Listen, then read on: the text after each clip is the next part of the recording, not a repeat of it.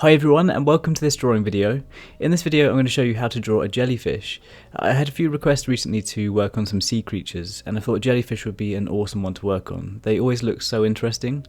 In terms of the materials I used for this drawing, I used a mechanical pencil with HB leads on smooth Bristol board paper.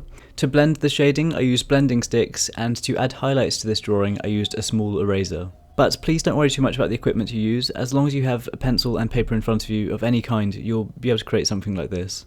I started off by working on the outlines of the jellyfish, starting with the hood and just getting a really rough shape, using very fine lines with the pencil and not adding any dark outlines at this stage. Just faintly using the pencil to get a rough idea of how I wanted the drawing to look, and angling the jellyfish inwards as well, so you get an angled view and you can see the opposite side of the jellyfish as well. This adds a more dynamic shape to the drawing, and it's another opportunity to add more depth to it when you add shading later on as well. For the next part of the outlines I started adding what are called the oral arms of the jellyfish, and these come down from the centre. And when you look at references, they have all kinds of crazy and super interesting shapes to them. So that's what was really fun about this drawing, being able to add your own shapes and all kinds of really interesting shading to this area. And that was one of my favourite parts to work on in the shading process later on. I just added 3 of these arms and stretched them down towards the bottom of the page. And it was just really fun to add all the different folds and interesting shapes to the arms. That's the really cool thing about this drawing, is that you don't have to worry about copying any reference images or anything like that. You can see the photos online and you can get an idea from them, and then you can just add your own take on the different shapes that you'd see within these arms. Thinking about the way the water flows and how that would change the way they move and the way they're shaped. It's just a really fun drawing to work on in that sense, that you can just add your own take on it. And then once I finished sketching those arms, I then added the tentacles that go all the way around to the edge of the hood and stretch down towards the bottom of the page as well. Once the outlines were completed, it was time for the shading, and I started off by shading the hood.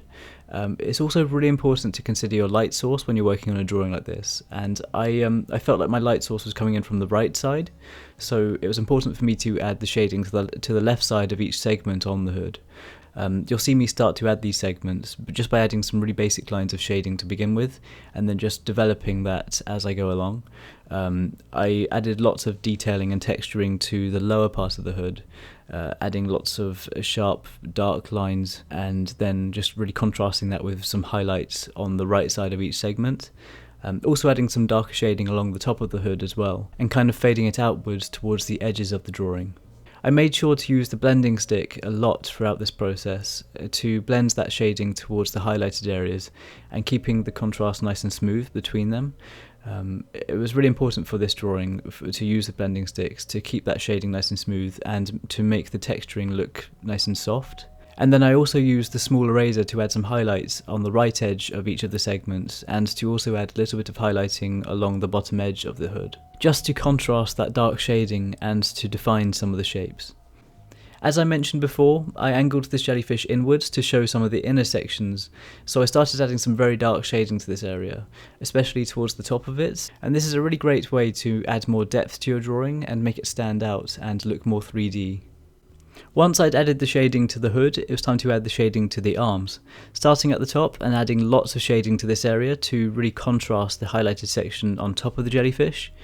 And I just added a few really dark lines and lots of texturing, almost trying to make it look like it's frilly in this area towards the top of the arms.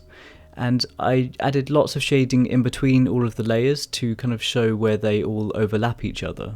It's also important to continue keeping in mind the light source being on the right side, so adding lots of shading towards the left side of each arm, and then adding highlighting along the right side where the light's hitting that area. For each fold and section of the arms, I started by adding some very basic shading to begin with, and added some lines running parallel along the arms. After that, I used a blending stick over the top of it to smooth that shading, and then I added some darker lines over the top of that, making sure that they weren't too smooth, and added some rough texturing to the lines, and had them really contrasting the highlighted sections towards the right side of each arm as well. And it was also really important in the areas where each of the folds overlapped each other to add some really darkened shading in between them.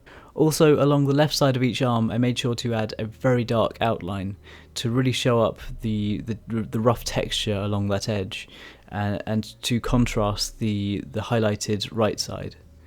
And I just continued the same process of working on each fold as I got to it, and just working my way along each arm. And I genuinely had a huge amount of fun working on this one, because you can really add your own take to it. You can have a bunch of references in front of you to get some inspiration and ideas, and then you can start adding your own really random and interesting shapes. And once you start adding that shading, adding the really dark shading along one side, and then contrast it with some highlights, and you see those shapes come together, it's just a really interesting drawing to work on, and I found it to be really fun.